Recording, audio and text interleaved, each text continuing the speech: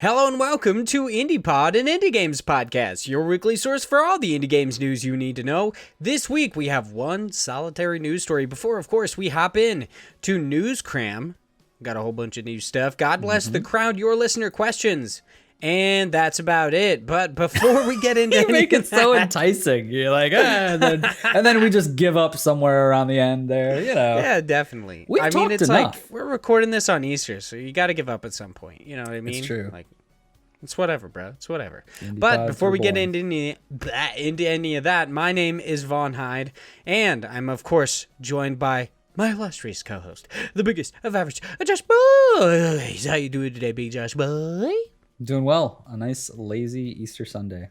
It's good. Nice. Yeah. Nice. Actually, and you don't have any plans or anything, which sounds kind of fun. I got nothing, man. Okay. All I've done, All right. but I mean, I say lazy, but all I've done is like chores all day. I did take a 30-minute nap though. So it's like I'm feeling a good. lazy Sunday. Lazy. You're just That's like, kind of, I mean, there's not a, like, I don't personally like, and I generally don't let myself just have a day where I'm like, I'm just going to do nothing. Like I can't, it's usually either if like I'm playing a game, it's for the podcast, or if I'm, resting at the same time, I'm like doing some research on my phone or something like that. Like I have the type of brain where I'm always like, okay, I got to figure out what I'm doing today. And it's how I've always been. I like hate it. vegging. Here's the thing though. It's like, it's kind of fun. So I like vegging out. I'll just sit there and like watch hours and hours of a TV show. But I can't do that. the whole time I'm just like super anxious about the fact that I'm wasting my time. That's why I can't do that. I can't shut that part off my brain where it's like, hey, what are you doing? Are you being productive right now? And I'm like, Yeah. no. And my brain is like, well, then stop. And I'm like, Yeah. okay.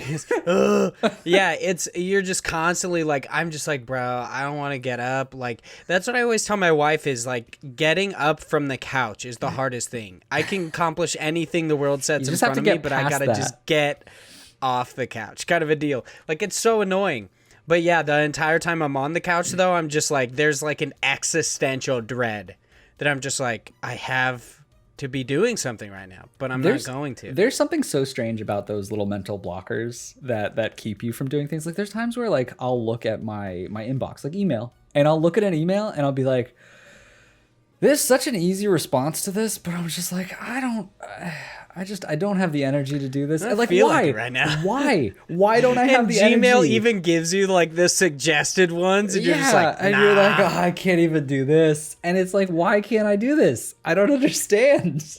Admittedly, those like little suggestion things are so nice sometimes because it's just like, sometimes I swear people send you an email that in no way requires a response, but you feel like you have to. Right. So they understand that you read it and you got it. So it's just like, fucking, yeah, that sounds good. You just like click on the button and Gmail just gone. does its thing. It's sweet. Like, Yeah. I love that shit. But then there's also the form of Gmail that you're like trying to type in a word that is actually a word. And it's like, nah, you meant expedition, not changes it. exposition.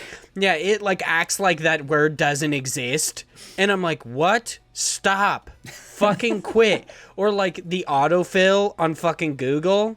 That's just like, That- you obviously meant this game Steam. And I'm like, that's actually not what I meant at all. I just meant to type in the words. Right. Like, it's fucking dumb. I hate it so much. And then it's just like, okay, I tried to delete it and then I click enter and somehow it's still filled in the rest of it. And I'm like, fucking how? Yeah, I hate that. And then you have to go back and it's like, it's not in the same search category. I hate it. I'm like, Yeah, what are you doing? technology has both gotten easier to use and so much harder at the same time. It's just like, you made it so easy that it's counterproductive. Because it's like, this is what you want. And I'm just like, I guarantee you it's fucking not. Yeah. It's really not. Like, I don't... Quit trying to guess what I fucking want, Google. Like, if I want big anime titties, I'll look up big anime titties. Stop trying to fill it in, okay? Being a little asshole. Dude, it's The fucking struggle. annoying. The struggle is Yeah. real. Yeah, it's weird. It's weird. Dude, okay, so here's the nice thing about I'm not even gonna go Transitions, into this. who There's needs something them, that I right? want to talk about, and it's All right. like, you realize sometimes that there are like those few moments in life when you realize that you're with the perfect person. You know what I mean? And Yeah, like yeah, all yeah, you all you single peeps out there, you get it. Don't you worry. And I mean, you don't even need to actually have a person. Just feel fulfilled by yourself. Don't go in for codependency. That's totally chill. I get it. Perfect person could be in the mirror. Exactly. Oh, man. It's fucking Big Josh Boy, the motivational speaker. He's just channeling that. So the other day, I'm sitting in bed with my wife, and we're just vegging out. We're watching a TV show and everything. And granted, there is kind of a reason for this, but we're just sitting there, we're chilling. I'm watching Sense8. I'm enjoying it. It's a good ass show. I started watching it because I watched the Lady Knight the Brave like video essay on it. She's amazing, or they're amazing. Go check out that YouTube channel. It's fucking awesome. But sitting there with my wife, and like I'm watching the show. I'm kind of getting into it, and like she does the thing where she's half watching the show. Yeah. So she'll just like ask me a question about it, and I'll be like, "Oh, that's like this," because I'm fully into it. Yeah. And she like I just noticed that she was just like sitting on her phone, and like she had her tablet like right next to her, because like typically what she does is like she'll sit on her tablet and play like fucking Sudoku like an 80-year-old woman or something like that. Yeah, she's like, or Bejeweled, like she's really into it. It's hilarious. But she's sitting on her phone the other day, and I just looked over at her and I was like, "What are you doing? Like, what are you looking at right now?" And she just turned to me dead face, like we're watching a show about connectivity and like just 8 random people across the world like connected through a fucking telepathy. And she turns to me and she goes, "I'm reading about Saddam Hussein." And I was like, "What the fuck? Why would you be reading about Saddam Hussein right now? Like, in what world?" And I just like laughed hysterically hard at her. And she was like, "What?" And I was like, "We're just sitting here having the most normal day. Like, it's so chill. Like, we went and got pizza earlier. Like, this is an easy day." And then randomly you're just like, "I'm fucking reading about like a terrorist. Like, I'm reading about kind of a piece of shit. Like, it's cool. Research about it's my whatever." book report that I'm writing over here. It was so weird. And I was like, dude, I don't think I've ever Googled Saddam Hussein. Like, I've never actually given a shit. Granted, when we did go and get, the reason I said there was a reason for this, we did go and get pizza with Chase earlier, and he was talking to us about how he loves like Navy SEALs autobiographies, and he's listening to the autobiography of the guy who killed Osama bin Laden. Right. So it's just like, oh, okay, like I could like see how your brain would kind of go there. Yeah, but this was like 4 hours later. And she just like, we're just chilling. We're having a good day. We're like, we have these nice little lights in our room. Like, it's probably the most wholesome we've been in a while. And like, she just randomly like turned to me dead face and was just like, "Oh, I'm reading about Saddam Hussein." It's just too, you guys were just too comfy. She had to spice it up with a little chaos there. It was weird, dude. It was weird. My wife and does on something... occasion, it's just, no, I was just going to say, it's just on occasion, she just blows my mind. It's the funniest fucking shit. Yeah. Like, I honestly think she's one of the funniest people I've ever met. It's just the weirdest stuff she does. My wife does something similar where it's like she's the worst at transitions, and she'll remember something from like hours later and just bring it up as if we were talking about it. Like, we'll talk about like, I don't know, baking cookies in the morning, like 8:00 in the morning, we wake up or whatever. She's like, "We should make cookies today." And then, it'll be like 3:00 in the afternoon, and she'll be like, "So the reason we need to do like start talking about the cookies," and I'm like, but she won't like give the actual fact of like, she's talking about cookies. So she'll say something like adjacent to it. So she'll be like, "The chocolate chips need to be XYZ, whatever it is." And I'm like, "What the fuck are you talking about?" Like, I'll never know. And she just like will keep rolling with it. And I have to be like, "We need to stop. Where are we? Like, what are we talking about right now?" Because I'm not on the same page as you. Yeah, it's like that scene from Family Guy. Like, I've seen it on iFunny so many times recently, which is really weird. But it's that scene from Family Guy when Peter and Quagmire are just sitting in the bar, and Quagmire's just like, "You ever just like, you start masturbating and then later on you realize you accidentally started masturbating to young pictures of your mom?" And Peter's just like, "I just sat down. Like, don't act like we were in the middle of a conversation." It is very much that, but without the masturbating part. I don't think my wife would talk to me about that. Really? My wife's weird though. I don't know. Not commonly. I mean, Yeah, I can't see where it would come up that blatant, at least. I feel like there would have to be a little bit more of a jump.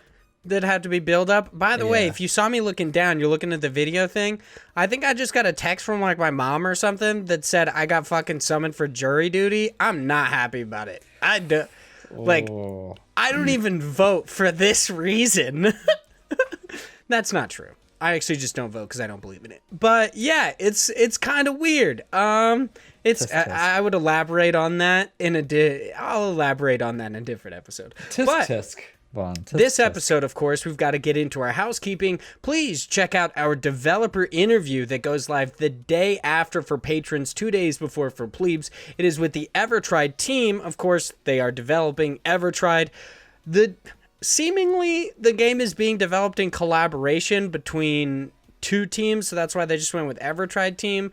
I was trying to find just the specific developer name, and I was like, I don't know. Yeah, it's interesting because it was like... And we go into the whole topic in the interview because it is a strange situation because it's an independent developer who then also is teaming up with a group of people who are building the game. So it was like originally it was this independent developer who then became like he didn't join their team, but that team is working on the game with him. And it was this whole kind of situation where it was going to be a quicker thing and it was just going to be them helping out with assets. And then the project expanded and kind of changed in scope. And so they've just kind of kept that where like he's not part of their team, but they're working together. It's a strange situation, but interesting conversation. Oh, okay. All right. Well, I'm interested to listen to it. So once again, that is the EverTried team developer interview. They're, of course, making EverTried. That goes goes live 1 day after for patrons. 2 days. I was like, where are you please. Going with that? I don't fucking know, dude. I was like, one life, one people, one world. I don't know, dude. It's like fucking throwing me off. Okay, so then check out the IndiePod store. Currently, we have t-shirts and stickers, but soon to be, I just realized the month changed, so I'm fairly certain that we have enough because of the amazing patrons to commission some new shit. So soon we will have some new stuff on there, but pick up a cheap t-shirt, pick up a cheap sticker, and if you are a patron, I believe at the $3 level or higher, or maybe it's at the $5 tier, you actually get like 15% off our merch anyway. So I think it's pretty a $3 tier. Dude. Yeah, they're pretty cheap just in general. So head over to the IndiePod store over on Teespring, pick up some shit and wear it, I guess. I don't know. I wear it. My mom gave me shit for wearing my own podcast merch the other day. Like, we were moving some couches and shit, and I was like, what? People got to know. I got to rep. True. You got to rep the brand. Exactly. How else am I going to get word of mouth out? Just randomly moving shit people are going to see. They're going to drive past. They think I'm robbing this house. Little did they know, I am. And I'm like, I got my IndiePod shirt on, and they're just like, man, that robber's got cool style. And then they look up our podcast. Like, that's how it goes. That's how word of mouth goes. So please check out our YouTube channel. It's just IndiePod over on YouTube for these video episodes. You can see just all sorts of dumb shit over there. So please check it out. Leave us reviews on any sort of platform in which you can do so. Specifically, iTunes helps us out the most. If you do so, we will read them on the show. Please, you can give us 5 stars. That's amazing. You're amazing if you do that. I love you. But also, if you want that kiss on the mouth, just leave us a written review as well. Like, you can even just say, like, sup, big boys, I'm fucking hung. And I'd be like, okay, I'll read that on the show. Like, Will has proven at this point through our book clubs that we will put whatever you say in the episode. So let's fucking do it. And lastly, thank you so much to that's a dangerous quote. That's actually a really good point. I will not read everything, but lastly, thank you so much to all of our amazing patrons at the $3 tier or higher. All of our patrons are amazing, but these ones especially amazing. So the $3 tier and higher, we've got Will C. Mixmentosis, a.k.a. Mix, Zach Durham, Chase Hopkins, Philip Renshaw, the world better of Australia, Chris Penwell, always drinking tea, so much so that I started, what's up, dude? Fucking Chris, his British ass bleeding into my life, okay? Jesus. Josh Nichols, a.k.a. Active Josh, and lastly, Sam Fillion from Canada. Thank you all so much for being patrons. You're all amazing. And Big Josh Boy, let's talk about the indie games we've been playing. You have been playing Divinity Original Sin 2 by Larian Studios. How you liking it? You played Divinity before, right? Did you ever beat it? Because these games are famously long. They are way too long. But in a Is it good like way. 95 hours or something like that to beat it? It's a crazy amount. I got to the last act and then I got stuck on a boss later into it, and I ended up just moving on to something else at the time. So I've never officially beaten the full thing. I hope to be able to do that this time around. But one of my favorite things about this is this game was not designed well for it, but there is a multiplayer mode. It's just not. It's like this game was made for single player, and it is an amazing experience. And you throw in multiple people having to be on the same page as you, and it like doesn't work as well, because if someone wants to talk to one character, then the other person has to go over and has to click on that interaction and listen in, and basically just sits there and kind of like reads what they choose. That's annoying. Yeah, it is, but like, how would you get through that? But also, because you usually have multiple people, like you can have up to 4 people, everyone wants to do their own thing half the time. So it's like, I'm going to go do this one, and I'm going to do this. And so you kind of, it's like incoherent as far as how the story is going, unless everyone is really being like, oh, this is what's going on right now. Everybody come over here. Generally, that doesn't happen, which is fine because I've played most of this game. But now a couple of my friends were like, hey, we should get back into it. Like, we should try the multiplayer. And I'm fucking loving it. It is so good. Okay. I'm so glad that I'm going back into this game because I forgot how much I enjoyed it. For anyone who is a fan of like these older, well, it's stylized to be an older type of RPG game. Yeah, like CRPG. CRPG. Like, this is just such a good piece of work. It is amazing how much goes into it. It is amazing how much is in it. Like we just mentioned at the top of this is so long. Like, just to get through the first act will take you hours. Like, I've spent a good amount of time this week playing way late into the night, which I shouldn't be doing because I'm so super exhausted right now. But playing with friends and just hours and hours, and we're still not off the island, which is like the main first thing you do. Because we're just trying. Yeah, you get there like 5 minutes into the game if you want. Yeah. Well, so you're still on the island, but you have to go. There's a lot of shit. There's so many quests. There's so many battles. There's so many things to do, and we're doing everything basically. And so I even have 2 playthroughs. I have one, which is 2 buddies of mine, and then I have another one with that one of the same buddies, but we're just doing lone wolf style, which means you only play either 1 or 2 characters, and we're just going through and like wrecking face because you just have these 2 really strong characters.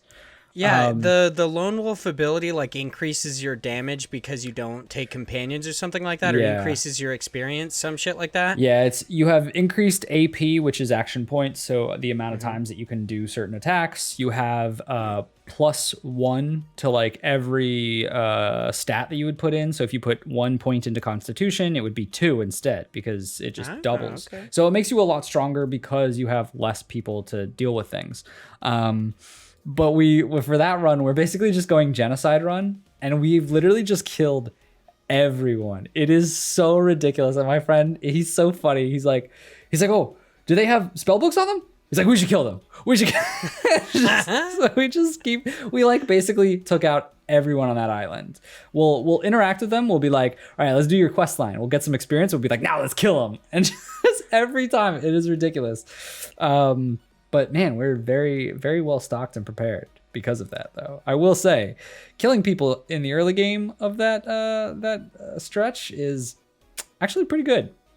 Okay. All right. I do want to ask you. Yeah. What class are you playing? Because honestly, like the class structure is fairly rigid. Like I don't know. It doesn't. Like, it gives you a bit of freedom in how you, like, mess with your class, but not a massive amount. What class are you playing? Yeah, so I'm not going anything too crazy with mine. In the playthrough for the Lone Wolf, I'm just going a jack-of-all-trades mage because you literally have so many points because you get +1 from everything that I'm just going into, like, being a summoner, being a fire mage, being a geomancer mage, and just kind of, like, spreading it out so I have, at least in the early game, like, the early level 1 spells of everything, just so I have, like, a ton of different abilities to choose from. But like what my buddy is doing is he's going into a build where he's literally just a tank who does physical damage but gains his health back from hitting people. So he's constantly just healing himself. So that way we kind of get around having, multiple healers, multiple people. It's just more like each person is self-sufficient in what they're doing. But yeah, Okay. like when I play the game, mostly I've stuck to like the standard builds. One of the times I played, I did a weird like just retaliation build where I was just a tank that would just reflect damage. That was kind of fun, but I don't know that it was like that great. I feel like I needed to level it up more to make it possibly something that was an actual like build, but it was fun. I mean, I think you could really get away with a lot in this game, depending on the difficulty you're playing. If you're playing on the hardest, you have to really like min max with things. But if you're playing on like the classic or tactician mode, I think they call it, which is like the one step up. Usually they're like tactician gets kind of tougher, but it's really you just need to grind a bit more. You have to make sure that you're doing all of the quests to get experience, and then you're like fine. Yeah. I've played a small amount of Divinity, not like a huge. I don't know. It's like every time I try to get into it, there's just like I just am not feeling it for some reason. I eventually like I'll get to the island and just be like, I mean, I don't give a fuck about what I'm doing right now. It doesn't seem to like really try hard in the intro sequence to actually make you give a shit about the world. It's just like for some reason you're in shackles and you're like, okay, that's cool. Like, so you can't use these like special abilities. You can't use this force or whatever. And then like that fucking lady kills everybody and you get attacked by the fucking Kraken and then you just show up on the island. And I'm just like, okay, that's cool. Like, I don't know. It dives into like a bunch more crazier topics of like the void woken and like the gods and how this is all intertwining with the situation that you're in. But it does take a while, and that kind of leads to the fact that there's just like so much to do in this game, and there's so many. It seems like it'd be a slow burn. Yeah, it really, like, you have to be in the mindset of this. You have to be in the mindset of saying, oh, I want to invest a lot of time in this, because it's one of the reasons why I love it. It's one of the few games where I play it and I'm like, oh, I want to keep doing this, and I also want to do this for like hours on end. Like, I played it the other day, I think it was Saturday. My buddy and I were playing this, and I sunk like 5 hours into this game and like didn't even realize. I was like, oh fuck, what time is it? I was like, I gotta go. Like, we spent way too much time in this game. But it's just, I don't know, man, it's a lot of fun. The jankiness of it is also one of my favorite things, because there's so many elemental effects, especially if you're a mage, that you can really screw people up, as far as I'm constantly setting the ground on fire, setting like blood pools, electrifying them, and like it's a negative and positive thing because it'll affect both your party members and the enemies. And it's also like sight in that game, like the range of like spells or arrows, like shooting, can sometimes be a little finicky. So like I have another friend who played with us way back in the day, and he hated it because he's like, this is so stupid. He's like, it doesn't work, blah, blah, blah. He's like, you go to a point here and it like kind of goes to the side or it gets blocked. He's like, it's just dumb. And he saw that we were all playing it, and he goes, well, did they fix the combat? And I was like, fix the combat? That's the charm. There's nothing wrong with it. That's the whole point, is that it's supposed to be like tactile about it. And he's like, fucking game. And I was like, get out of here. Yeah, there are several points that I really, really enjoy about it. Like, when it comes to the depth of combat, would be the ability to, like, you can build into vampirism, but it's if, like, blood pools are on the ground, you essentially just, like, soak up the blood. Mm-hmm. And I was like, that's gross. Or that they have the ability to flank, which is something, like, is a very D&D-esque thing. Yep. And then they have the... I believe it is, I don't know if it's specific to like the ranger classes or anything, but they have the terrain advantage. So if you're high up, you actually have like an advantage over the other people. I think that's so cool. Yeah. There's a lot that goes into this. I think I need to give it a lot more time. And I think if I played it with my friends, it would probably be better. You should try it. Like, I would recommend at least one person who you know is going to be able to focus and like pay attention to the story, because that adds to it, because otherwise everyone might be doing their own thing. But I think if that is kind of your concern, like, the multiplayer is pretty good. Like I said, it's definitely optimized for single player. There's things in it that you're just like, this doesn't work well, just because they wouldn't, you'd have to change a lot of things to make it like from, style to style. But I think having an extra person has been a lot of fun of just, that, because otherwise you're just talking to yourself really when you're planning these out. Like otherwise it's when you're with your friends, it's like, okay, I'm going to do this. I'm going to go over here and kill these people. You figure out like what you're doing with them, blah, blah, blah. Like it's a fun like strategy of it. Yeah, I definitely get it. Being somebody who plays D&D, I definitely do enjoy the conversation and like basically planning out like your tactics in battle, but just with friends. I do enjoy that. But speaking of enjoyment, Big Josh boy, playing it up until the moment we record, you are playing the Binding of Isaac Repentance DLC, of course, by Edmund McMillen. So tell me how much you're loving this. You even started streaming again. I started streaming again. Boy. I know. I need to think of if I want to actually stream and have a schedule of sorts. Yeah. But I have enjoyed streaming this game because this game is so good, dude. They made everything so much harder too. Like they rebalanced a lot of the enemies, a lot of the items, like everything has been tweaked to the point where I started playing it and I was like, why is everything shooting projectiles so much faster? And it's just, that's the game now. Like hard mode has changed it so your drops are much less frequent. You don't get like the same kind of bonuses you would in normal mode. The enemies are just harder. There's now a whole additional path that you can take, like just alternate paths where you have to expend resources, so like bombs, keys, or health, to go to different areas so that you get like a different floor, which all has harder monsters, harder bosses, a whole different playthrough where you collect these items to get 2 new additional endings, like end bosses. And it's just been so much fun, especially because as a person who has played The Binding of Isaac for so long, getting the 2 endings, they're so much different. Like, because they wrap up the game in a way that is so well done that, God, it's like, it's really, I don't want to say creepy, that's not the right word for it, but it's very psychologically exhausting. Some of the situations, like there are situations in here where you're like, wow, it's like the person who created this or wrote this, like, I hope that wasn't their experience, because it's a little fucked up. But that's a little fucked up. Just not the entire game is pretty fucked up. I mean, it is, but like the game is a game, right? You like, it's easy to have the cognitive dissonance to say, this is a game, I don't care that there's these weird poop monsters, like whatever. Who cares, right? It's just a silly little idea. But you get into the endings of like why Isaac is in this mindset, what is going on in his home world. There's literally a part at the end where, and this is kind of spoilers, so if you don't want to hear this, fuck off.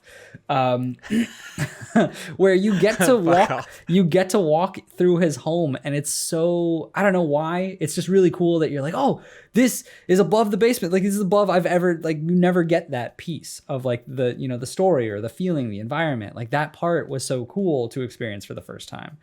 And the bosses and like the different changes to some of the way that you play this game. Like some bosses now are just side scrollers, which, like, what the fuck? Like the first time it happened to me, I was like, holy shit, this is so different, which it makes it a lot different trying to figure out how to play it that way after it being that isometric style.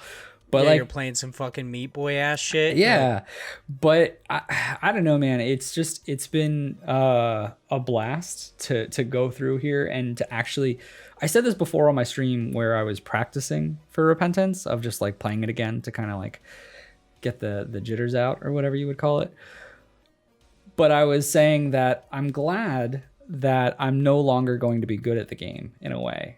Because it's like a whole new experience. It's that challenge of trying to get good at the game, which I didn't have. Dude, you get to see the world through my eyes. I know. Well, you would never have gotten to where I'm at right now. But yeah. You're just like, nah, I'm still better than you. I'm still better than you. I'm still making it to the end final bosses and beating them. So I don't know about that. But like there's 2 new mainline characters that they show, and then there's like a ton of these alt characters. So this is also, I guess, spoilers, but whatever. But these alt If you came characters, to IndiePod when Big Josh Boy's talking about repentance, Isaac, you know he's going to be gushing. So, dude, fucking prepare yourself. They made all these alt characters, so every character in the game has an alternative, and they're all like these weird, messed up versions of them. Like Eden specifically. Eden is known for always being randomized. The stats are randomized. Eden will get 2 like random items at the start. It's totally different as far as what you would get from Isaac. It's like full on roguelike mode in that sense of like the randomization of it. But this alternative one is all like ever changing. And so anytime you get hit, your build completely changes. All the items you have, everything about your stats, like everything about you changes anytime you get hit. Like that is cool. So nuts. Yeah. And there's like a bunch of these different changes where they tried to make it kind of similar to like the character, but in a twisted way, I guess, which I'm so excited to unlock those. It's kind of hard to unlock them because you have to get to like the final boss for all of these with that character. At least that's what it seems like. And that's what I've been doing so far. But still a lot of fun. I really... God, man, I wish you were fucking into this game. Like, it pisses me off that you don't want to play a co-op with me. But it was funny because I played through this and I was like, I don't know if I could carry you anymore, like consistently. Yeah, I would just be dead weight for you. Well, I guess in Cuphead I was also dead weight, so there you go. I mean, no, that's okay. I'll carry you, baby. Repentance seems pretty interesting. I'm glad you're enjoying it. Do you think that this will be... I mean, I'm fairly certain they've actually said, but this is the last DLC for Isaac, right? Yeah, I've heard somewhere that there's possibility of an Isaac 2 one day, but I'm pretty sure this is the last like DLC we'll see to basic, standard Isaac, whatever it is. I don't know that there will ever be a 2. And honestly, like I've talked about this, like I don't know that makes sense to do unless you're totally changing up the game. Like I think this DLC was so great because what it did was, even though it's not a new game, it is, because they tweaked everything.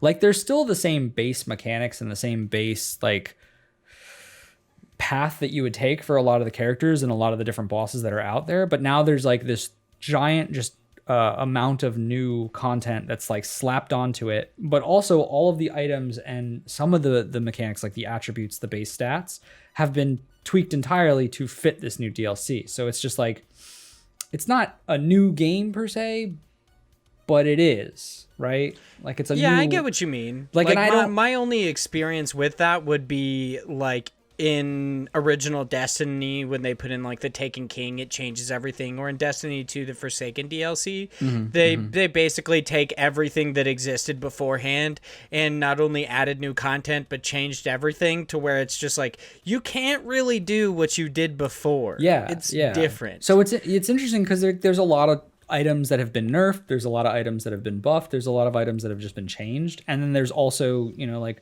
40 or something. I don't even remember, but there's a bunch of new different items, whether it be just basic items, active items, or trinkets that you can find throughout the game, which are all sprinkled in and have different things where you have to unlock them by doing certain things, beating certain bosses, going down different pathways with certain characters. Like there's a bunch of new crap that's out there. And I don't know what a Binding of Isaac 2 would look like if not what they did with this. So like, what would the point be as opposed to just creating another DLC? I don't know. If they have something different, then like, cool. I'm all here for it, because they probably just need to like change, after having so long of a certain code base for a game, like you can't implement certain things because it's so rooted in, I don't want to say issues, but just like building something, the foundation of it becomes not what you need later on when you have other future ideas. So maybe like that's the idea behind it. Cause I believe like Edmund even said that there was a lot of when they were doing like revamping and retooling of certain abilities and certain things in this DLC, there was a lot of going back into the code and being like, don't know how this works, or like, kind of thing like that, or like, this is way too convoluted for its own good. So I think that maybe it would just be to totally reset if they wanted to, but I don't know, man. If they create it, fuck it, I'll still buy it. I'm down for anything, Isaac, but I'm enjoying this. It's probably going to be like, this is going to be a slow burn for me. Like, I think I'm still going to play it a lot. I don't know that I'll talk about it a ton on the podcast because people would hate me because I would just Really? because I would. Well, what am I gonna say? I don't man? know. We do have an audience that enjoys Isaac. Yeah, we do. I mean, know. at the very least, Sam is an Isaac fan, and I'm fairly certain that Will has said that he's popped into a few of your streams, and he was telling me like that they retooled a lot of the game, and he he seemingly enjoys watching you struggle, like trying to deal with it. It is, yeah, it's fun. The challenge of it in certain, like there's, especially because there's certain characters that I am just not good at. Like there's one character that's a new one that is 2 people. You have to control 2 people at the same time. It's Do like not some Pikmin ass shit. Do not like Olimar and Smash or like. Yeah, I do not like it at all. I cannot. I'm so not looking forward to trying to do the unlocks with that character. So that basically means doing everything with it, fighting every boss and whatnot. Because every time you beat a boss, you unlock a certain character or a certain item that is added to the item pool. And it's just like, can I just not though? But I don't know, man. I enjoy it. I hope others enjoy it. Because I was thinking about it. I was like, from a streaming perspective, at least for me, if other people aren't like really active in my chat and I'm just like focusing on the game, it's really a lot of me just going like, oh, fuck, like constantly. So like, I don't know that the entertainment is there per se. But yeah, I mean, I don't know. I think it's so amazing DLCs like Repentance when they come out and they change so much of the old stuff because then it's just like it's an incentive to actually see how they changed it. It's just like, yeah, now I no longer try to just focus on the new content. I also want to see what's so different about the old content. I think that's really, really cool. I think that's awesome. Granted, I'll never know because I've played Isaac a very small amount, but now it's even harder. Oh, fun. So I'll never play it. Yeah. But speaking of roguelites, or roguelikes, technically, we'll talk about it. We will talk about listener questions. For me, just playing more Loop Hero by 4 quarters. I am now in Act 3. I've gotten all the way to the boss fight. Wow. And the hunter is a dickhead. I love how easy. So you originally face off against, honestly, I forget what he's called, but like the like skull dude, the like skeleton kind of a guy who just pops up and originally gives you this small amount of stories. Like he is destroying the world. And then it's like this royal he, like, what the fuck is that kind of a deal. And then I finally beat the angel who, granted, I think I've only tried to fight her like 2 or 3 times, so I felt kind of cool that I beat her like not easily, but I beat her like fairly early on. And I think I actually beat the first boss on the first try, but I'm not exactly sure because they're not like, granted, it doesn't take a lot of skill. It's just like, oh, you gotta you have to like choose the correct build to fight that certain boss. Right. So I got to the angel and she essentially like summons the bunch of mirrors to guard her and then also has the angels that she summons to attack you like twice. Yeah. And it's kind of annoying. So I basically just built it to where like I always have, I had really high attack speed, so I'm constantly summoning skeletons. I had 4 skeletons because I play the necromancer. That's pretty much my best class. I fucked around with the rogue a lot, but the necromancer is pretty much my best class. So I'm just constantly summoning skeletons. So and any damage done to me was actually spread out among my skeletons instead. So I was just constantly summoning them. So these angels would attack the skeletons basically instead of me. And when my skeletons died, it healed me. So even if I took damage, I immediately healed. Not even joking, that boss fight took like 20 minutes. It was so fucking long. It was crazy. But yeah, I eventually beat her and I felt kind of cool about it. And then I posted a picture on Twitter like earlier this week of me getting to like basically loop 25 and filling in the entire map. And I felt really cool about it. And I had so many enemies and I didn't know that if you keep going, you eventually just stop earning resources. You just stop. Like, you don't get any. I was like, that fucking sucks. Yeah. And even though it wasn't that my resources were capped, because I chose the trait to where I chose that ability where you can constantly drop off, and I increased the cap. So I was like, whatever. And then I was just like, I realized I went for like 4 loops just getting nothing. I was like, what? What the fuck? So Rude. I eventually had to hop off, but it's really fun. I'm really, really loving Loop Hero. So I got to the Hunter, and I actually did it like I played the Rogue, and I did it like after I was fucking around with the Rogue in the first act, trying to get a bunch of different trying to get a bunch of materials so that I can build up my base. I then went and I was like, you know what? I'll try the third, and I'll try some of the same like tactics I've been using. So I basically just I never, like, when I play the Necromancer, I rarely ever use like the Monster Den cards, like the things that summon spiders, like the nests, and I believe they're called, like, I forget what they're called, but the ones that summon the like little rat dog guys. Yeah. Rarely ever use them. Never. Oh, they're called a Grove. I rarely ever use them. Instead, I just relied on what would be summoned by resource tiles. So, like, the Necro is basically like fucking the universal, just like easy skeleton key button when it comes to the wooden soldiers. Like, they only hurt you if you directly attack them, and the Necro doesn't actually do that unless you summon all of your skeletons. So it's really nice, but playing as the Rogue, it's like completely different, because then it's just like I can wipe out things in like one shot for the most part. So I started using all of the spiders, I started using the Grove, I started using the cemeteries and the battlefields, because I can use those, because you can't really do that with the Necromancer because they fucking take no damage but deal a shitload, which doesn't make any sense.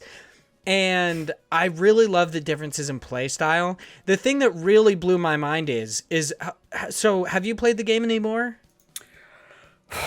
No. Oh man. No. Are you in Act 3? I am in Act 3, yes. I have not Okay. I have not made it past Act 3. I jumped off because I ended up playing some Isaac.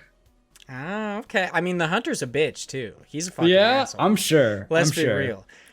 Did you have you not gotten to the boss yet? No, I hadn't gotten to him yet.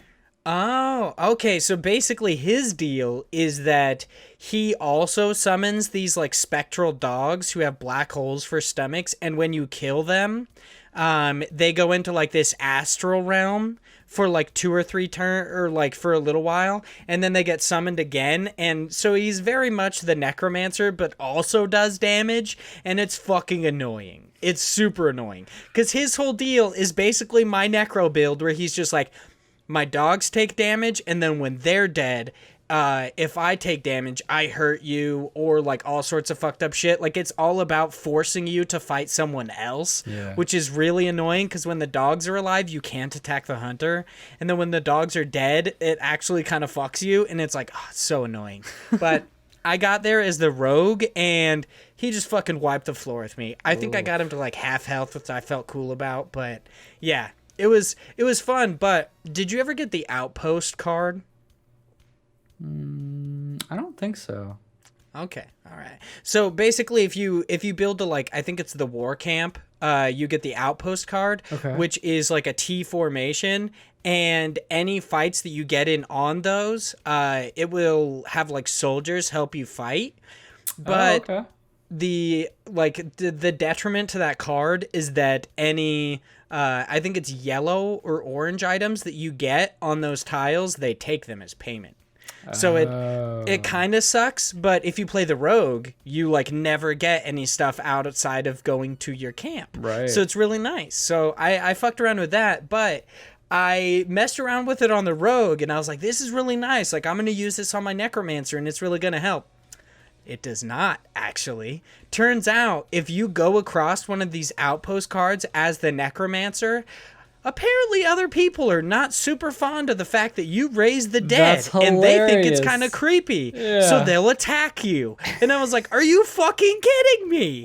I literally It was so I love the fact that these cards play in so many different ways. Like you literally sit there and as the necromancer, you have a conversation with them and you're like, I mean, I'm trying to save the world. Like, does it really matter how I do it? And they're like, it's kind of creepy. It's kind of creepy what you're doing. It does matter. And you're just like, what the fuck? So anytime you get in fights on those tiles, they attack you instead of the enemy. It's so fucking annoying. That's hilarious. That's my favorite thing about that game, though, is just how many combinations there are and how much of that game is being like, all right, let's place this down and see what happens. And then, unfortunately, that's a run killer, but like still, it's interesting for sure. It's so fun, and still, like, I've invested, like, upwards of 40 hours into this game, and I'm still getting cards that I had no idea in certain combinations worked this way. Like, did you ever put I think it's, like, a graveyard next to or no, it's not a graveyard. It's what are they called? Do you ever put a battlefield right next to a village? Yeah. Yeah, and then it forms the sunken village where you have to fight sirens. Yep. That shit was crazy. I was just like, what? That's so cool. And I literally found that out like yesterday. It was just so interesting and so awesome. And you'd never know that unless you actually did it. It's just... Right. It's so much fun. There's so many cards that I have no idea what they do or like why I'd use them, but I really enjoy them. Every card ends up fucking you at the same time as it helps you, which is really fun. So, loving me some Blue Hero, but let's get into our news stories. We only have one news story for today. It is over on IGN. And this one's, it's a little interesting. Not really. So this is the Summer Games Fest 2021 to include Day of the Devs. This is written by Rebecca Valentine. So please check it out once again over on IGN, written by Rebecca Valentine. So this is Summer Games Fest has announced its first event returning for 2021, Day of the Devs. Day of the Devs has historically been an indie games showcase produced by Double Fine Productions and I Am 8-Bit. Last year, in light of the pandemic, it was run as a digital event in June and again in July as a part of Jeff Keighley's 4-month-long Summer Game Fest, and included a number of game trailers and announcements for indie titles like Sky Children of Light, Drake Hollow, and Sea of Stars. This year's showcase returns in a digital format once again, though this time the announcement specifies that both indies and AAA games will be involved, as well as some video game musical performances. Last year we got a Bugsnax concert. What is up with anything Jeff Keighley is involved with having a concert? It's like he's obsessed. I don't get it. He's really pushing that notion of making it like the Grammys or like the like the other big whatever popular award shows. So it's like he's obsessed with achieving like mainstream success, like the ideas of mainstream success. I am 100% sure that is correct.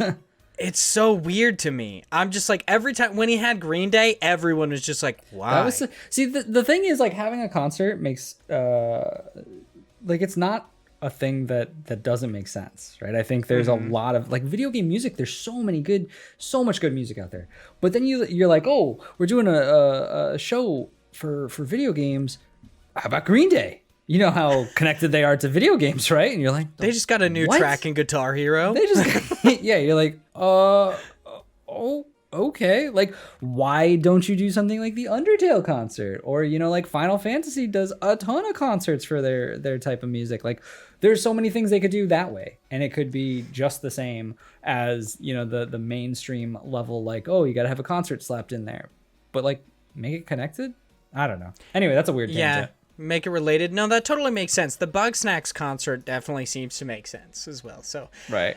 Developers can submit their games for considerations in the showcase beginning today through April 9th, which this will go live for everybody on April 9th, but I'm assuming not many devs actually use this for a reliable source of information when it comes to the industry. I know some people listen to it, but I don't know that in that way. Yeah, I don't know that any devs are going to listen to this and be like, oh shit, I should get out. I I don't know. Right? How did I not know about this? So far, this is the first and only event on the calendar for the Summer Games Fest, which is planned broadly for summer 2021 and begins in June.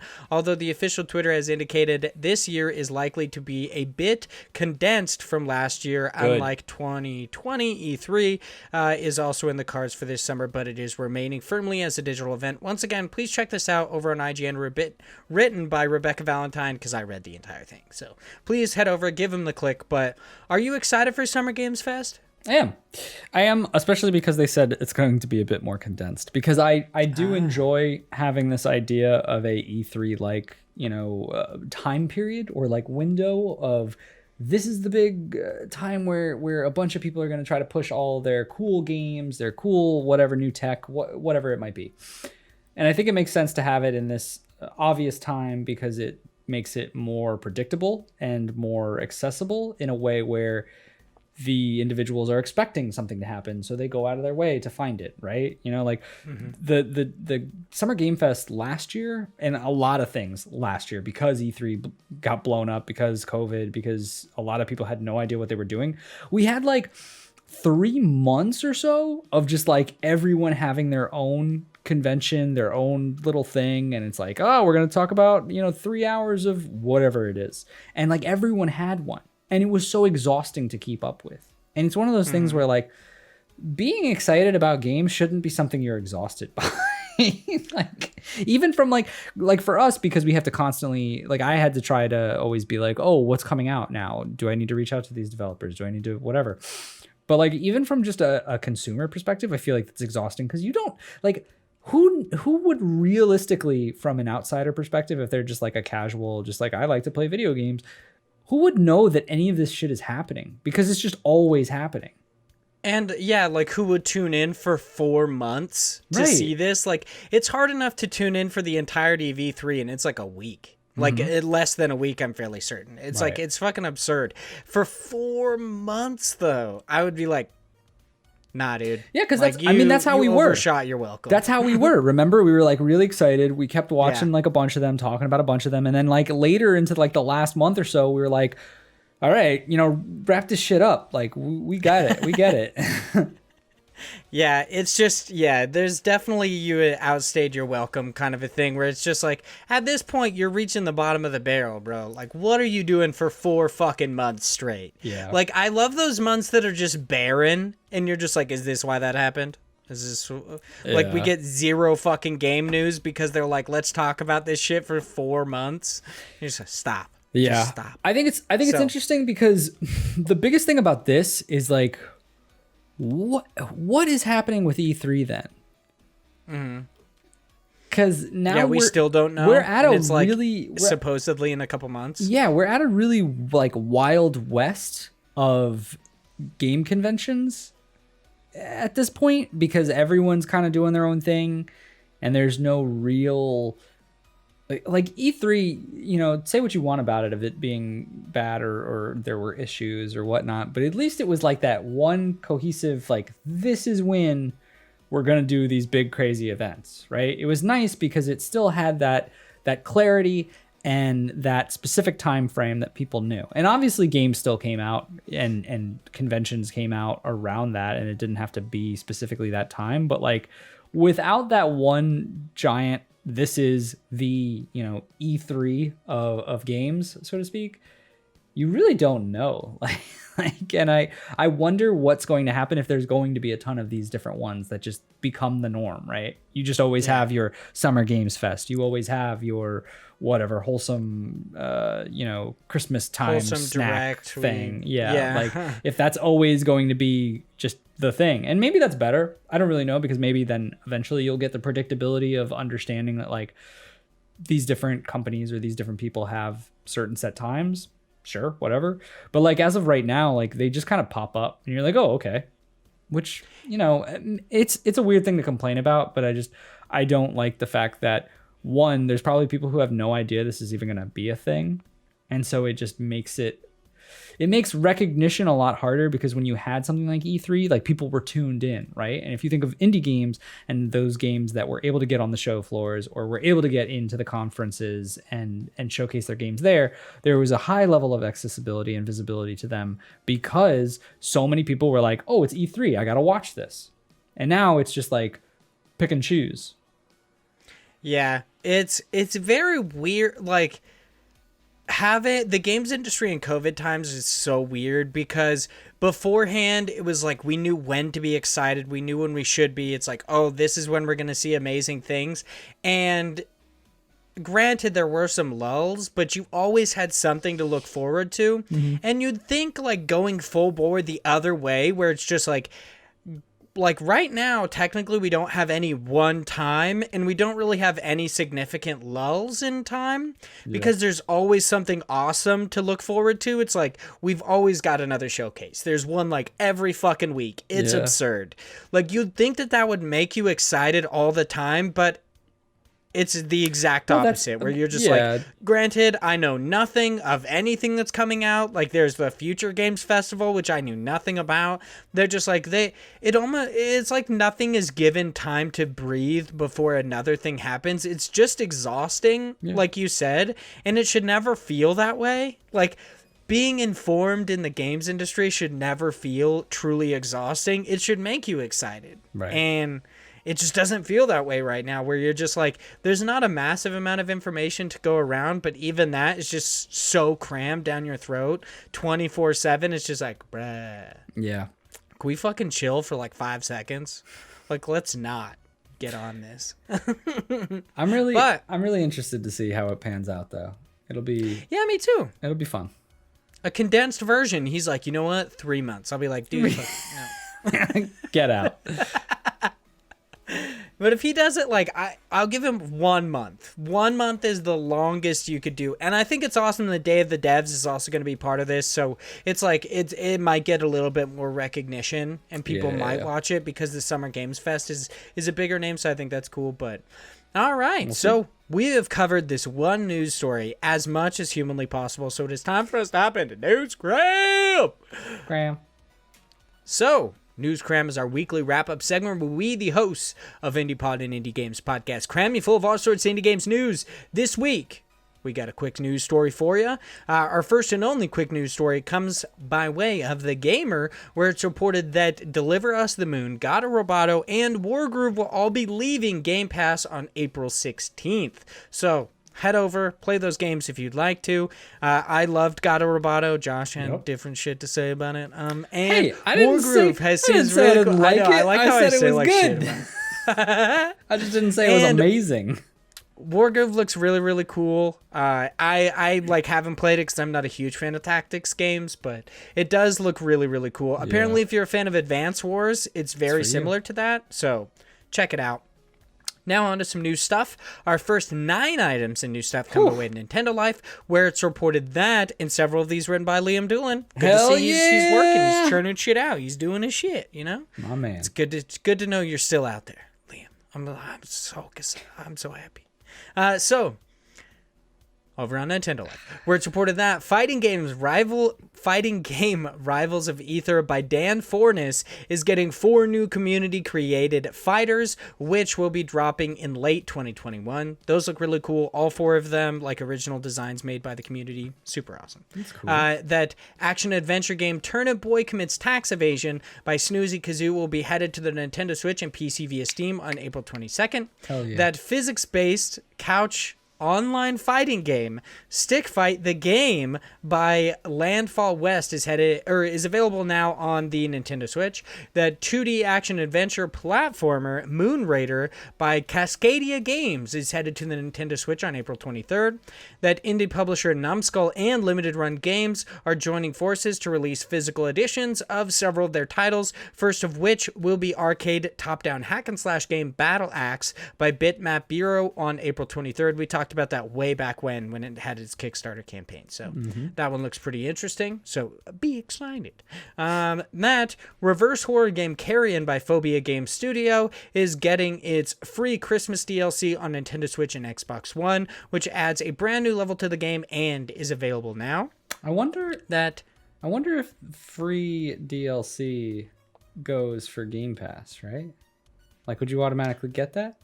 I would assume so. Right. I mean, it's not like free DLC like the Children of Morta one where it's like free for anyone who purchased it. Yeah. It's just like a free update. So I would assume so. Yeah, it's interesting because usually with Game Pass, you get everything except for DLC. So I wonder if they'd be like, well, it's free, so here you go. Yeah, I'll have to check that out. that is interesting. Yeah, that's a good point. I didn't even think about that. That cinematic platformer Unto the End by Two Ton Studios has just received a new update that adds 100% passive runs to the game, which is pretty cool. That is cool. That adventure game 7 Years From Now by Yafumi Yoshida. There we go. I feel like I did that one pretty well. I'm just saying. Except for that first part where I was like, yeah.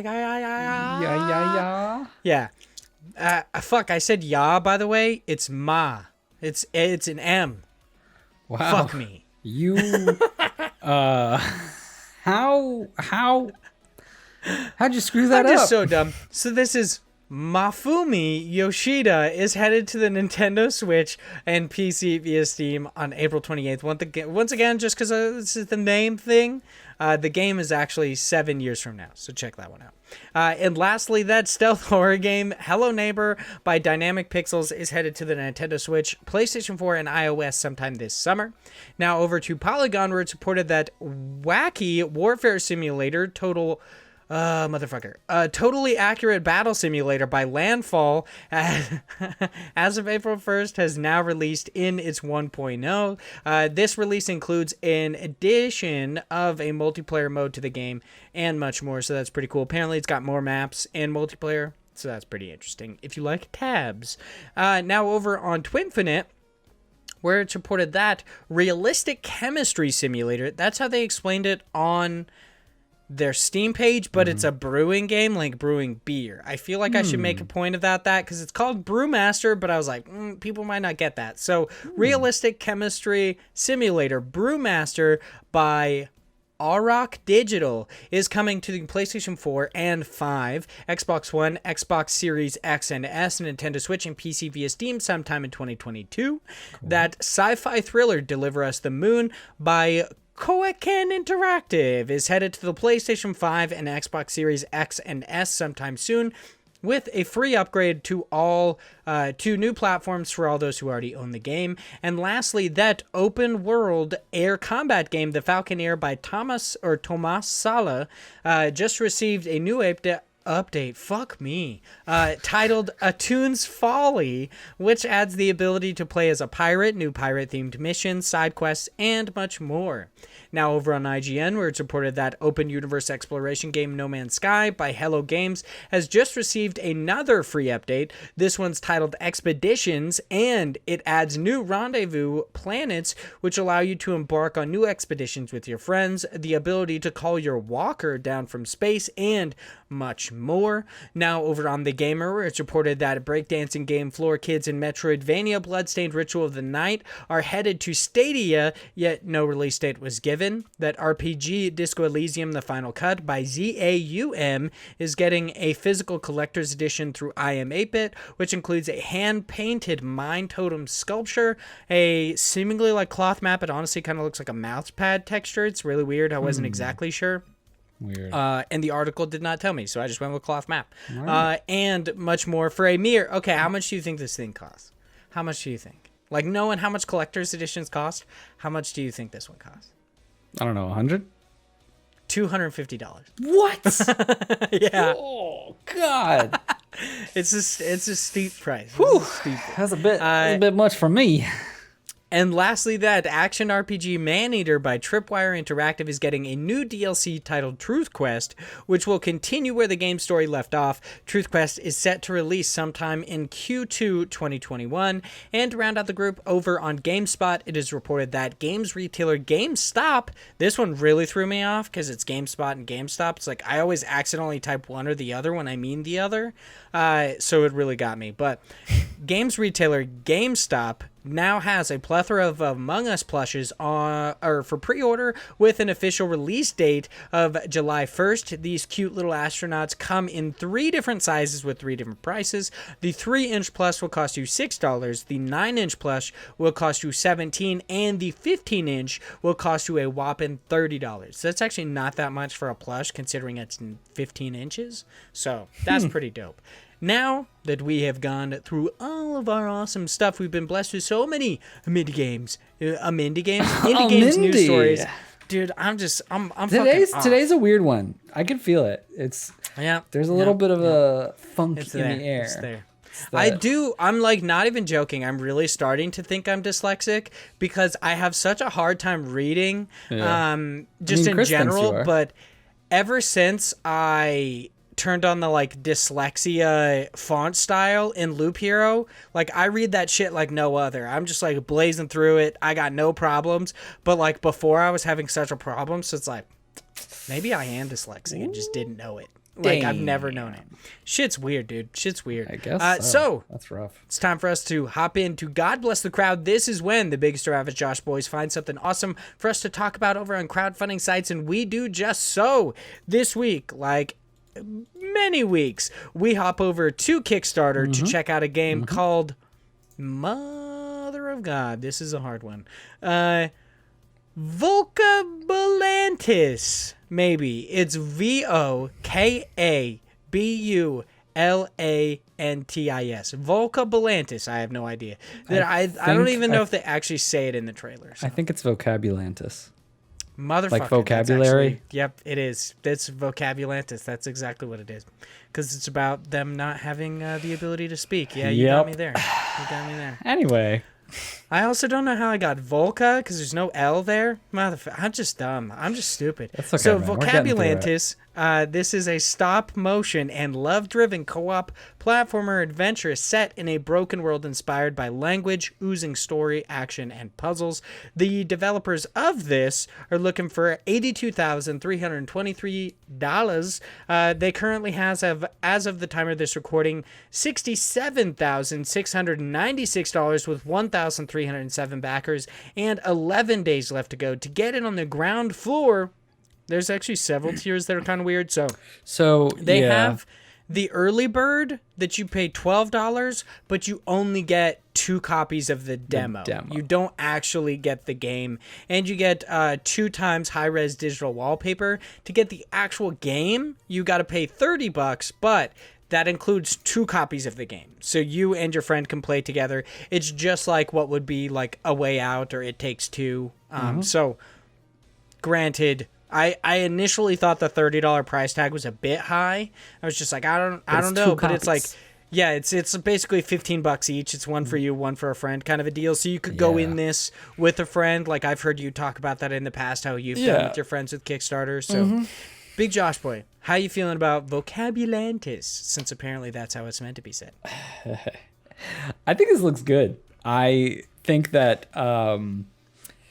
this type of animation style is so, well, one, it's very difficult. That's why you don't see it a lot. But 2, when you do see it, it looks so cool because it's so different from anything that's really out there otherwise. I am very much into the idea of platformers. I love co-op platformers in this sense because it's something that you can play with a partner or, a child, whatever, whoever you have as a buddy that you want to play it. But apparently you could also play it single player, which I think it's interesting. There's not a single, buy it just one for yourself because of that. Yeah, like a $15 tier kind of deal. Like I get the idea of pushing it so that you get the 2 copies to play with a buddy or whatnot, but I think because they're pushing the fact that you could play both single player and co-op, they should probably have had one. Regardless, I think that the $30 still isn't a crazy ask because you have a lot of games that are $60 or higher. Maybe $250 if it's a collector's edition. Who knows? I think it's definitely one that it doesn't look like it's going to do anything from a platforming perspective that's going to blow people's minds, right? But I think the real interesting part here is the story. The fact that neither of these characters can talk, but they have this, quote unquote feeling for each other. And you're playing into working together in this strange world, trying to communicate in certain ways. And I like the idea of what they mentioned where they're never going to tell you how the characters feel. The game design is made in a way where you should be able to understand how they're feeling based on the mechanics or what's happening in the game, in the environments around you. Like, I really enjoy that because if done right, that is amazing storytelling. And that's the type of that, you want from a game that has this kind of interesting, like, emphasis on the story is the big selling piece of this, right? Granted, this is very early in the stages of development. We don't know a lot about from a story perspective or like how much is going to go into this. They mentioned that it would be I think a 6-hour game or so, but there might be a couple additional hours if you're really going for like collectibles or whatnot. So there's a good chunk of game in here. I think it looks great.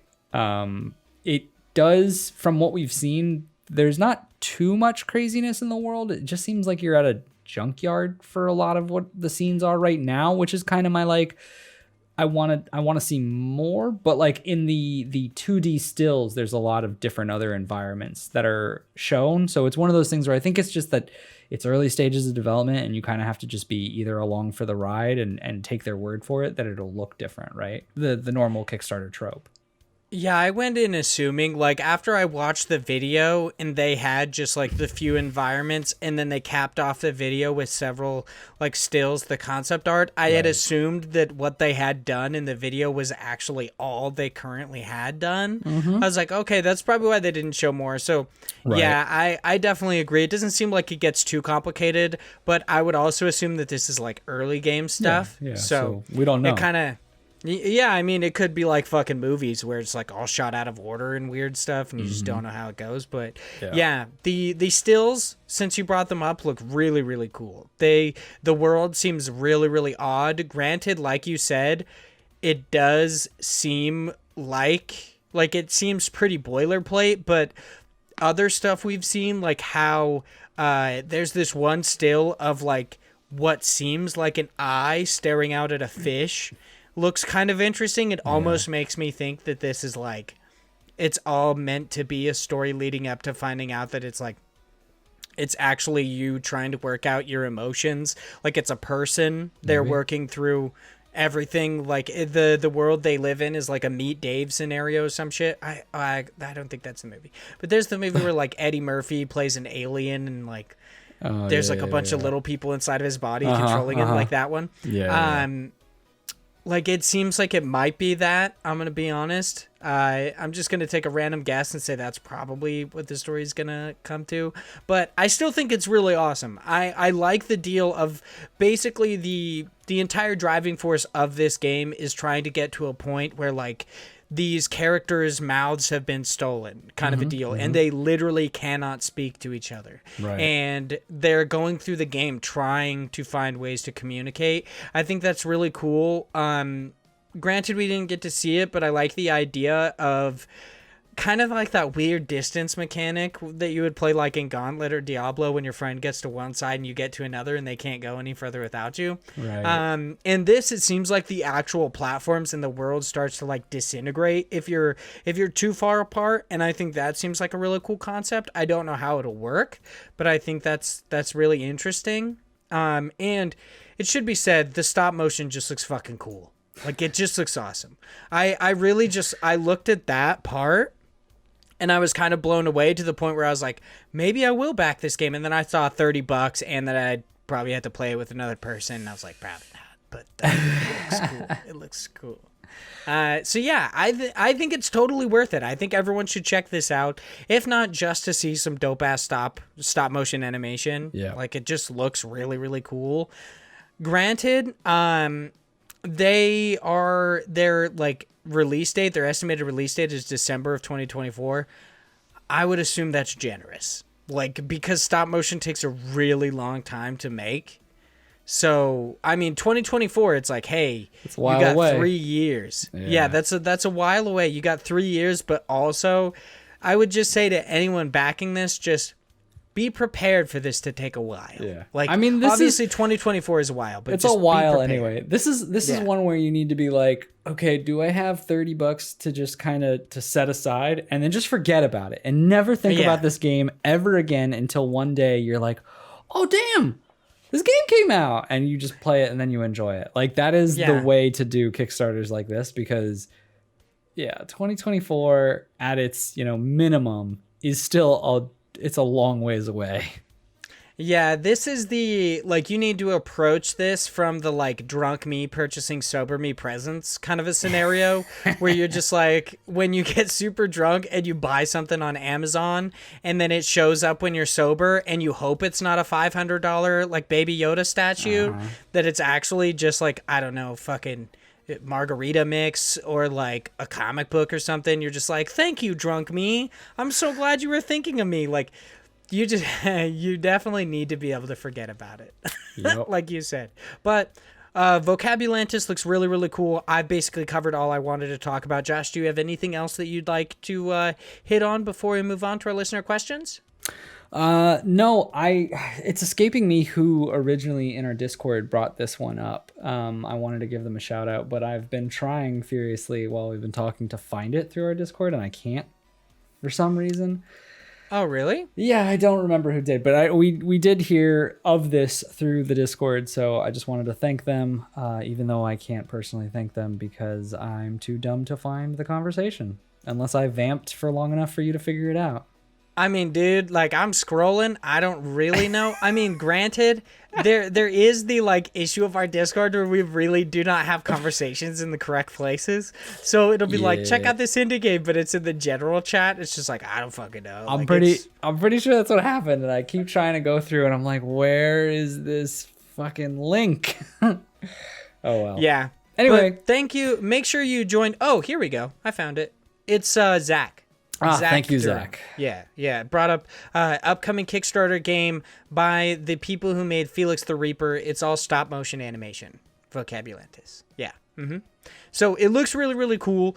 Check it out and make sure to join our Discord because we talk about awesome indie games and indie games to check out. So be sure, go to our Twitter, which is @IndiePod, and in our pinned tweet, you got a link to the Discord. You can join. You can hang out with all the amazing peeps in our community. So, speaking of the amazing peeps in the community, Philip Brenshaw, the Wombat Emperor of Australia, writes in and says, so what exactly is the best thing since sliced bread? Big Josh Boy, what's the best thing since sliced bread? You know what's crazy about this is Philip wrote this question, and I had an answer for it. And I said, I was going to say Xbox Game Pass. And then literally not even like a day or two later, he then goes and asks, is Game Pass the best deal in gaming? And I was like, motherfucker, that's what I was going to say. So I think it is the best thing since sliced bread because you can't find a better deal anywhere else. Okay. And is it the best deal in gaming? I'm just going to jump right past you and answer the question, Vaughn.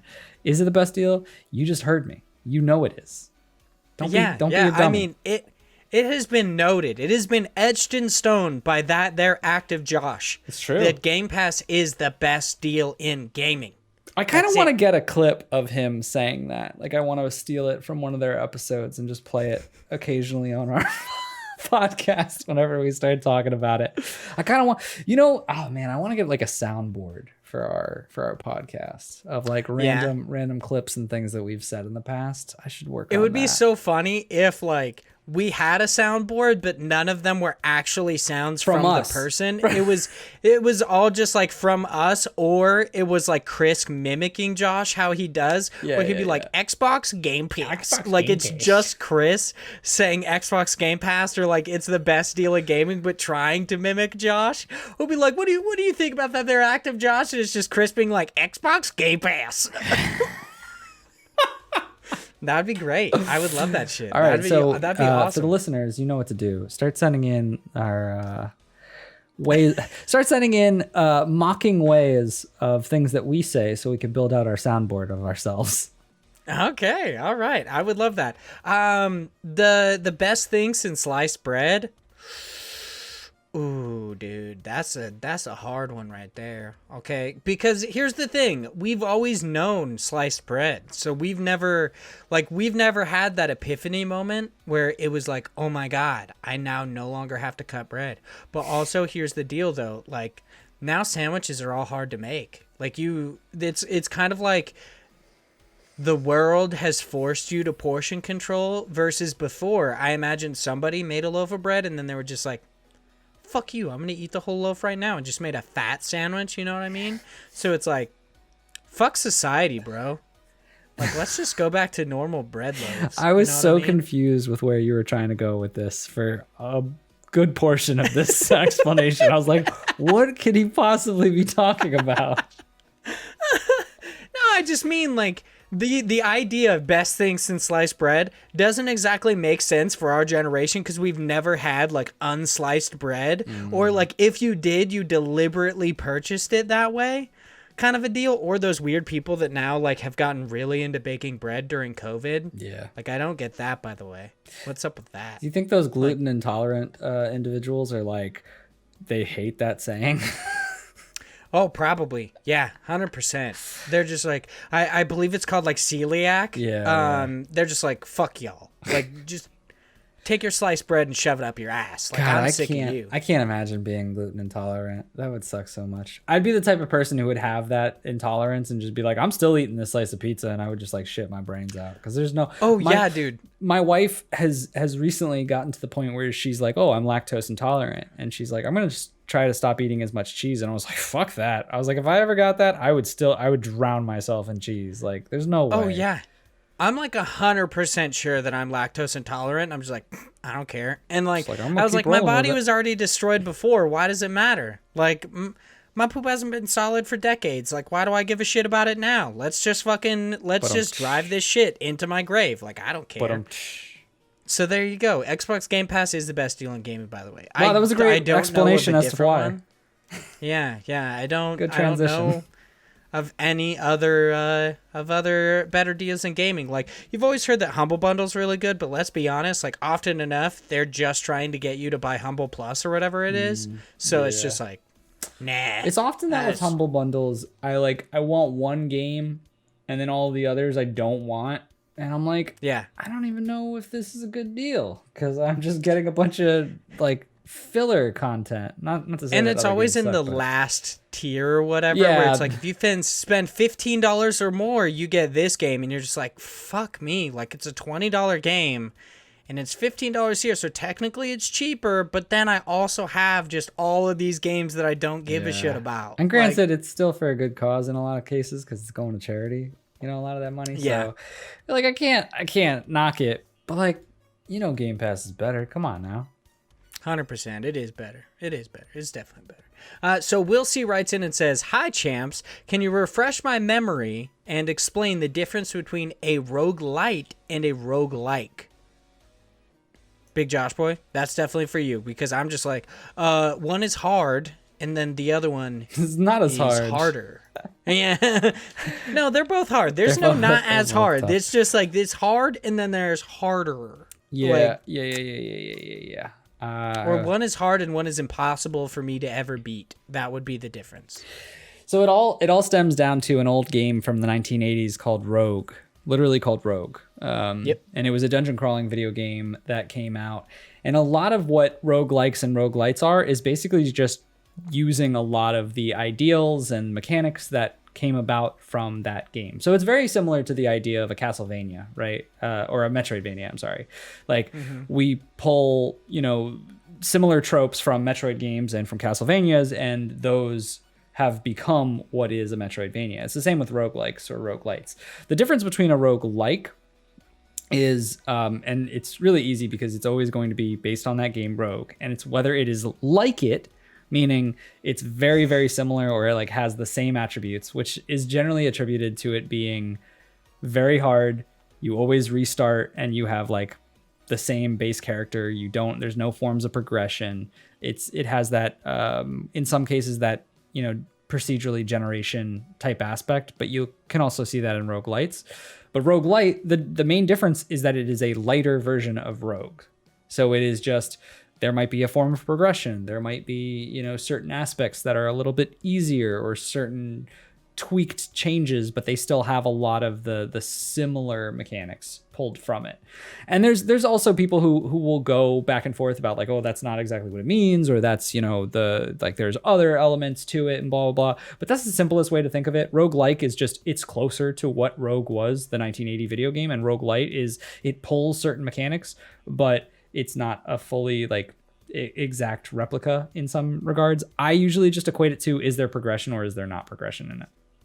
Yeah, that's what I was going to say. I was like, yeah, I guess you could also think of it like as a roguelike would be a faithful adaptation versus a roguelite would be like cherry picking what you enjoyed about it, right, kind of a deal. Because it becomes a little like tough because you think of something like Binding of Isaac, where Binding of Isaac, I would typically think of it as a roguelike, but with roguelite adaptations to it, because when you start, you're always going to start as that character, right? You're always going to start at that base level, whatever that is.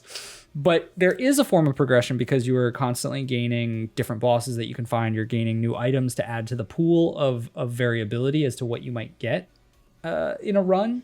And you're also technically, as you play, certain characters will unlock items or abilities that they have at their base level that they wouldn't if you had just started the game up. Like Isaac gets an item called the D6, and you can only get that if you play a certain character and beat a certain boss with it, and then Isaac gets that item that he just has at the start of every run. But if you had booted up the game for the first time, you wouldn't have that, right? So in some cases, it's a roguelike where you're always going to have that same starting point, but it's also a roguelite because there's somewhat of a form of progression in there. So like the definition of it gets super convoluted. I would ultimately probably put it still more into the roguelike bucket, but I don't know. Honestly, the real answer is definitions don't mean shit, because like think about what indie games is. Like we've talked about this all the time. Like the gaming industry, there's so much variability with what a video game is, which I think makes it so tough to classify things in our world, because it's just like there's so much creative shit that happens and so many variations to a game that it's like these definitions are here to put a structure to like help people understand a little bit of what it means. But like when you delineate roguelike versus roguelite, I think it's kind of like moot. Yeah, it's pedantic or ineffable. Yeah. Like there aren't words to actually describe what it is, like the feeling of something, but also trying to do so is just making yourself feel it's like just being self-important, trying to make yourself seem smart by pointing out the small differences in something. Yeah, like me, it doesn't fucking matter. That would be the deal. Everybody knows I'm fucking dumb. I don't need to tell you what the difference between a roguelike and a roguelite is. Like everybody just knows I'm stupid. So it doesn't matter. You knew the answer. So lastly, Will C asks, also, have you ever hit your head so hard you were seeing stars? Did you ever do that? Like in a cartoon? No. I'm assuming so, yes. Like in a cartoon. Like some fucking, I don't know, Wile E. Coyote shit. Like after he pops up from being flattened and you just like... Yeah. You know what I mean? Yeah, I like the sound effects with it. Really added to the visual of it. That's why people should watch the YouTube video. That's true. You get to see your dumb face making noises. No, I've never been hit that hard. I've been hit. Have you ever been knocked out? No, I haven't. Really? Yeah, I've never been knocked out. Okay. Surprisingly, even though I did a lot of stupid shit when I was younger, I've had a pretty, like, I don't want to say comfy, but I've been in certain situations that probably should have been dangerous, but I just got away from them without really having anything bad happen to me, so to speak. Like, I have never broken a bone. I've only sprained things. I generally haven't gotten too many like crazy cuts or anything that's like been just terrible. I've been thrown off a car once, but like I was still fine. You got to tuck and roll. I was on the front of someone's car and they started driving like real fast and they probably shouldn't have done it. And then they stepped on the brakes real quick and I fucking flew. Oh my God, that's so weird. I like how you just say that like it's a normal thing. I was thrown from a car once. I mean, like, doesn't everybody do that? I mean, you do stupid shit when you're kids. Yeah. No, I definitely get it. Do you ever feel like you're like, I've never broken a bone, but then you think about it and you're like, that I know of? Like there are these weird phantom pains in your body that you don't know why they're there. And it's just like, oh, because you broke your neck when you were a kid. You know, like, that's why. It's interesting you brought that up because I have such bad neck pains and I have since I was like a specific age. Like it was when I was in middle school. And like ever since then, like my neck has just always been just like, yeah, that's just how it is. It just sucks. It just doesn't work very well. Same thing. I landed on my head once when I was a kid. Now my neck is super fucked. And I'm like, I guarantee you I fucked something up and just never fixed it. Like never. Because it probably... to answer... No, go ahead. Yeah, to answer Will's question, have you ever seen stars? No, but I've seen werewolves. Now let me explain this to you, okay? So, me, I'm like, if you didn't know, I'm an incredibly stubborn person. Like, if somebody wants me to do something, I'm like, nah. Like, I basically only do shit that I want. It depends. Like, it depends on what you'd ask me. Okay? Like, oh, don't you dare be chat boy. Don't you try to charm me right now. But typically, if you annoy me, I'm not going to do what you want. So, or I'm going to deliberately try to do the opposite. So, there was this really annoying guy who thought he was my friend in high school. And it was just like, it's kind of one of those people who just inserts himself into situations that you're just like, I don't know why you're here, but okay. Kind of a deal. And he thought he was my friend. So for some reason, he came up behind me at lunch one day and he put me in a chokehold and was like, tap. And I was like, nah. And I just sat there. And he kept telling me to tap out. And I was like, no, like, I'm not going to do that. And I just sat there. And then I eventually blacked out. I eventually was just like, shit. And I blacked out. And then apparently he was not expecting me to just go with it and just let him knock me out. Just proving how fucking stupid and stubborn I am. All right. That when I fell, he just let go of me. And my head hit the ground, and I vividly remember having a dream about werewolves when he knocked me out. I'm not even joking. Like, I vividly remember having a dream about hunting down werewolves with flintlock pistols when that happened. And I woke up, and I guess you could say I also saw stars because you see, like, small glimpses of light, and it's a really weird thing to explain. And then, like, there was, like, a monitor, like, watching. And they were like, are you okay? And I was just like, yeah. And then just got up and went about my day. Like, it was, like, nothing. But that's, like, I can't remember any dreams I've ever had. There's 2 dreams I've ever had that I can easily remember. One, I had telekinesis and it was in a dream. Coolest shit ever happened to me. Like, that's what I want. That's like my life. Other than being isekai'd into a death game, like fucking telekinesis, definitely a hot number 2. And then the second one would be the werewolf dream that I had when that kid knocked me out once. Yeah. Oh, and then I was knocked out another time, but this was when I was in elementary school. I was playing kickball and we got really into it. And like I hit the base and the guy was like, nah, get off the base. And he like checked me and I just like fucking launched because this kid was like 3 times my size. Like he was a big boy. And he just like knocked me off of the base and I like rolled down and hit my head and just like blacked out for a while. And then woke up and I was fine. We just played some kickball. Like, whew. But yeah. The resilience of kids. Gotta love it. I know, dude. It's so weird. Like, if that shit happened to me, like, now in my age, I'd be like, I'd be dead. Yeah. I'd be gone. I mean, the funny thing is also, it's just like how they always have those moments in movies where it's just like they're given a choice. They're like, come to the light. And they're like, no, I have so much more to do on Earth. Like if they were like, if I got fucking knocked unconscious because of like a fucking dumbass choking me out or like kickball as an adult, they'd be like, come to the light. And I'm like, fuck yeah, let's do it. Let's and just do like it. fucking bebop up to heaven or hell, whatever. Just be like, saw it, like kind of a deal. Like it would be sweet. But the difference in choices, I don't know. Maybe when I was a kid, they were just like, hey, you could be isekai'd into a world of werewolves. And I was like, you know what? I would rather be in a world of mediocrity and bullshit. And then just like chill. Welcome home, baby. Exactly. Felt good. So there you go. I have, in a sense, seen stars, but I've also seen werewolves. So There you go, Mr. Will. right. That is it for this episode. Thanks everyone so much for listening. If you would like to talk to us outside the podcast, you could do so in a bunch of different ways. You can make sure, and this is the one I'd really recommend, is to follow us at IndiePod on Twitter for indie games news that you might not hear on the episodes themselves because they might be out of date by the time that they go up, or any other reason. Make sure to follow us at IndiePod, notifications of developer interviews, all that fun stuff. Once again, at IndiePod, super easy.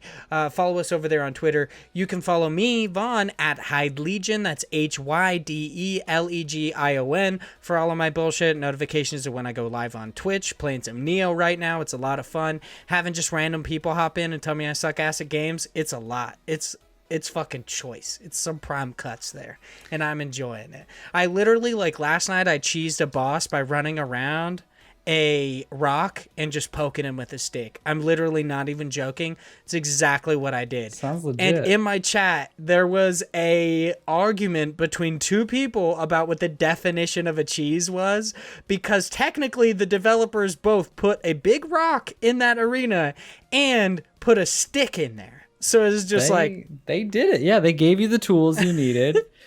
I don't think it's cheesing it. I think that's just you outsmarting the boss.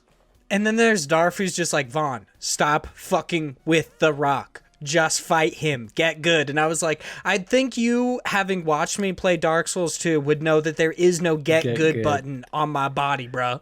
Like, Yeah, I just can't do it. Instead, I shoot for the cheeses, and they fucking work. I enjoy going into your streams when Darf is there, which is generally he's there a lot, or they're there. I don't know, but I love going in there because I feel like I'm such a disruptive person in your stream, and I'm just like, yo, get fucked. What is this? And like I just jump in, and I'm just like the biggest stupid asshole, and I always wonder if Darf just like looks at me and it's just like, stop that shit. Nah, dude.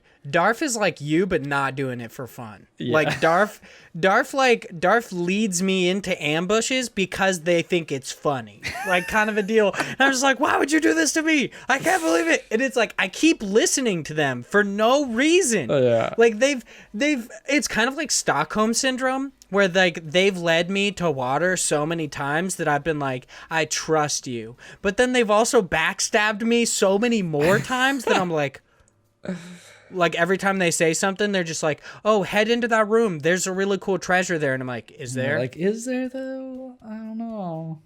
Yeah. So please check out my Twitch channel, twitch.tv/Hyde Legion, just like my Twitter handle, for some Neo. You can follow Big Josh Boy over on Twitter at @the_Josh90, and over on Twitch now that he's streaming some Repentance. Yeah. Twitch.tv/the_Josh, correct? That is correct. I might start doing, maybe I'll do like Wednesday, Thursday or something like that. I don't know yet. But it's generally, I mean, you don't even have to stream that much. Like, I only stream 4 hours a week, technically. I just do 2 hours on Saturday and Sunday. Yeah, it's just having the scheduled times because, you know, otherwise, I guess I don't care too much because it's one of those things where I'm enjoying Isaac so much that I'm like, it's like I'm going to either play this alone or maybe people will be here. And it might be the same if I'm streaming because no one might show up. So, like, whatever. But it's just better to have the predictability of it, I guess.